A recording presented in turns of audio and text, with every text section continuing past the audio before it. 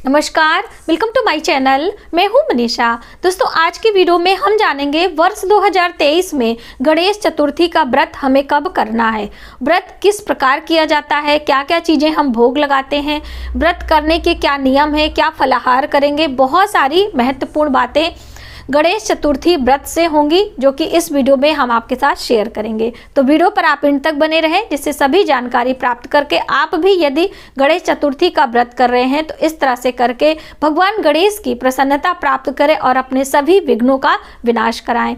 भगवान गणेश के अलग अलग नाम हैं, विनायक, विघ्नहर्ता, लंबोदर। तो इस तरह से भगवान गणेश के 12 और 21 नामों का उच्चारण आपको जरूर करना होता है। प्रथम पूज्य देवता माने जाते हैं और पंच देवताओं में से एक देवता माने जाते हैं।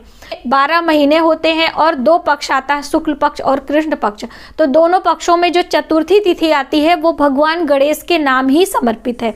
अलग अलग महीने में अलग अलग नाम से ही भगवान गणेश की पूजा अर्चना करने की विधान हमारे शास्त्रों में बताया गया है। जैसे माघ महीने की जो चतुर्थी है, कृष्ण पक्ष की जो चतुर्थी है, इसे तिल चौथ के नाम से जाना जाता है। वहीं पर कार्तिक महीने की जो चतुर्थी है उसमें करक चतुर्थी के नाम से इस व्रत को किया जाता है। भादो मास की चतुर्थी को बहुला चौथ के नाम से जाना जाता है। कहने का अर्थ है कि 12 महीनों में अलग अलग तरीके से हम भगवान गणेश की पूजा आराधना करते हैं और पूजा में सबसे महत्वपूर्ण होता है चंद्र को अर्घ देना। बिना चंद्र को अर्घ दिए हमारा व्रत संपूर्ण नहीं माना जाता है। तो बहुत सारे कंफ्यूजन है क्योंकि इस बार चतुर्थी तिथि 2 दिन के लिए हमें प्राप्त हो रही है, 10 जनवरी और 11 जनवरी। तो बहुत सारे लोगों को कंफ्यूजन है कि व्रत हम किस दिन रखें, चतुर्थी दोनों दिन है। तो देखिए, जिस दिन आपको चंद्र का दर्शन हो उसी दिन का व्रत आपको करना चाहिए। अब चतुर्थी तिथि कब शुरू हो रही है और कब होगी समाप्त, पहले ये जान लीजिए। 10 जनवरी वर्ष 2023 दिन मंगलवार दोपहर को 12:09 से चतुर्थी तिथि हमें प्राप्त हो रही है। वहीं पर चतुर्थी तिथि समाप्त हो रही है 11 जनवरी दिन बुधवार को दोपहर बाद, यानी अपहरण दोपहर के बाद में 2:31 से चतुर्थी तिथि समाप्त हो जाएगी, यानी पंचमी तिथि लग जा रही है। अब चंद्र का दर्शन हमें कब होगा? 10 जनवरी को दिन मंगलवार को। चंद्र के उदय का क्या समय है? 8:41 का। और उसी दिन हम व्रत करेंगे और भगवान चंद्र को अर्घ देकर अपने व्रत का समापन करेंगे। तो आपको 10 जनवरी को व्रत करना है। बहुत सारी बहनों ने ये पूछा था कि क्या हम कन्या संतान के लिए व्रत कर सकते हैं कि नहीं। जैसे कि ये संतान उत्पत्ति के लिए और संतान की दीर्घ आयु, उत्तम स्वास्थ्य की कामना के लिए ये व्रत किया जाता है। तो आप बिल्कुल कर सकती हैं, चाहे आपकी कन्या संतान हो, पुत्र संतान हो। संतान की उन्नति के लिए, उनके उज्जवल भविष्य के लिए माताएं इस व्रत को धारण करती हैं। तो बिल्कुल आप व्रत कर सकते हैं। व्रत करने के कुछ खास नियम होते हैं। इसे निर्जला व्रत किया जाता है। जैसे कि करवा चौथ का व्रत हम पति की दीर्घायु के लिए करते हैं, उसी प्रकार से तिल चौथ का व्रत हम अपनी संतान की दीर्घायु के लिए करते हैं और निर्जला ही किया जाता है। जब आपका व्रत संध्या को समाप्त हो जाए 8:41 पर चंद्र का दर्शन आप करेंगी, चंद्र को अर्घ देगी, उसके बाद जल और फल लिया जाता है। अपने बच्चे को भी पूजा में जरूर शामिल करें। पूजा के उपरांत उनके मस्तक पर टीका लगाएं। भगवान गणेश की चरणों में आप दूर्बा, हल्दी, कुमकुम जो भी चढ़ाए हैं अपने बच्चे के मस्तक पर अर्पित करके उनके हाथों में मौली बांधें और दीर्घ आयु, उत्तम स्वास्थ्य, उज्जवल भविष्य की कामना करते हुए उनको वो प्रसाद आदि पूजा के बाद देना चाहिए। तिल चौथ का व्रत कैसे करना चाहिए, क्या क्या सामग्री है, हमारे चैनल पर है। यदि आपको चाहिए तो मनीषा त्रिपाठी तिल चौथ व्रत, आप कथा भी सुन सकती हैं। मैंने कथा भी सुनाया है। जैसे कि तिल चौथ में कथा के भी बहुत बड़ी महत्वता है। सभी चीज़ें 4-4 की संख्या में चढ़ाई जाती हैं चतुर्थी तिथि का महत्व देते हुए। तो आप ऋतु फल चढ़ा सकते हैं।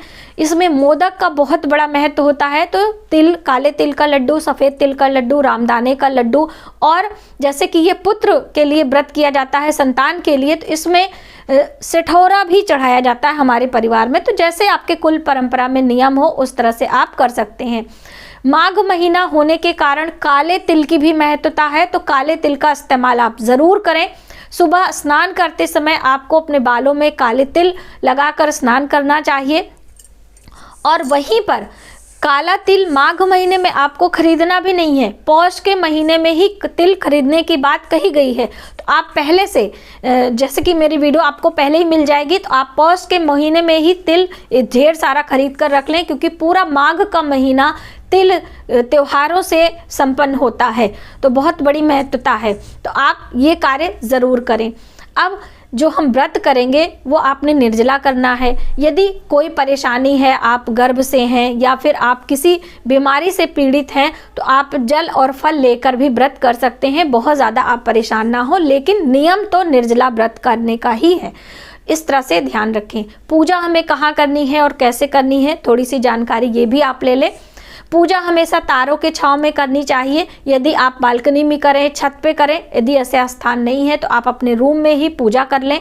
पूजा कितनी बार करना होता है, तो देखिए सुबह सवेरे जब हम स्नान ध्यान कर लेंगे तो अपने पूजा मंदिर में हाथ में जल पुष्प अक्षत लेकर व्रत का संकल्प ले लेते हैं और भगवान गणेश की पंचोपचार विधि से पूजा कर लेते हैं।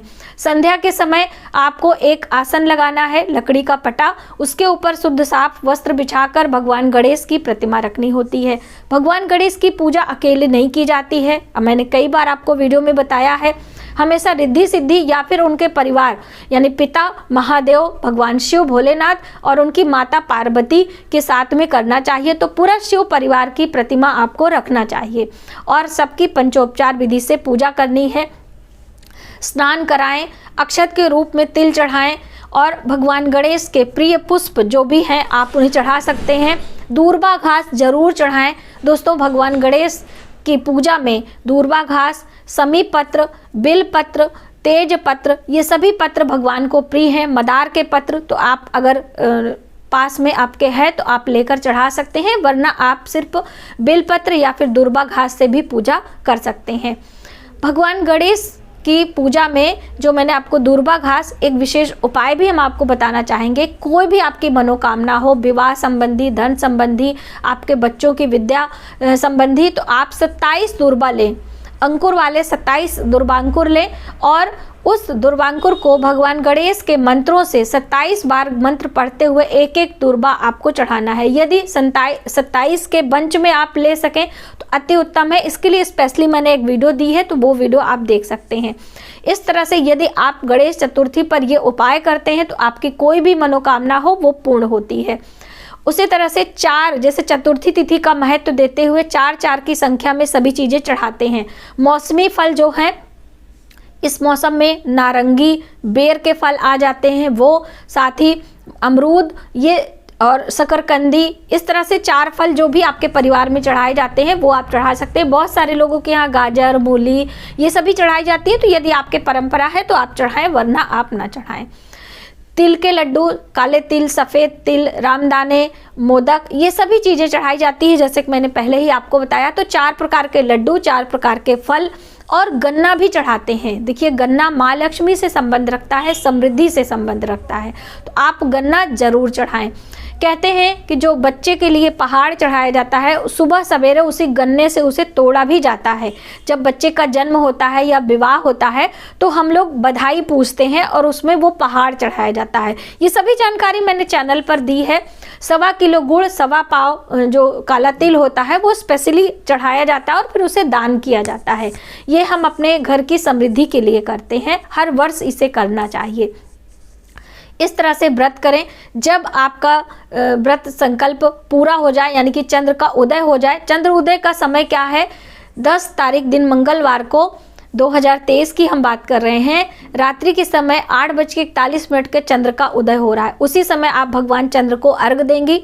एक चांदी के पात्र में या फिर पीतल के बर्तन में कच्चा दूध, हल्दी, दूर्वा, कुछ मिश्री, मिष्ठान डाल के और आप भगवान चंद्र को अर्घ देंगी। अर्घ देते समय ओम चंद्रमसे नमः का जप करना है। भगवान गणेश की पूजा में दुर्वांकुर अर्पित करते समय ओम गंग गणपतये नमः का जप करना है, या फिर गणेश गायत्री मंत्र आता है वो भी आप बोल सकते हैं। गणेश गायत्री मंत्र यहाँ पर हम स्क्रीन पर लगा देंगे तो आप उसे देख सकते हैं। इस तरह से भगवान गणेश की पूजा करें। भगवान गणेश की एक परिक्रमा की जाती है, तो आप एक परिक्रमा भी कर सकते हैं। आप अपने घर के नियम के अनुसार भी पूजा कर सकते हैं। तो इस तरह से छोटी छोटी बातों का ध्यान रखते हुए गणेश चतुर्थी का व्रत करें और अपनी मनोकामनाएं पूर्ण करें। दोस्तों मिलते हैं एक नई जानकारी के साथ नए वीडियो में, तब तक आप अपना ख्याल रखें। जय माता दी।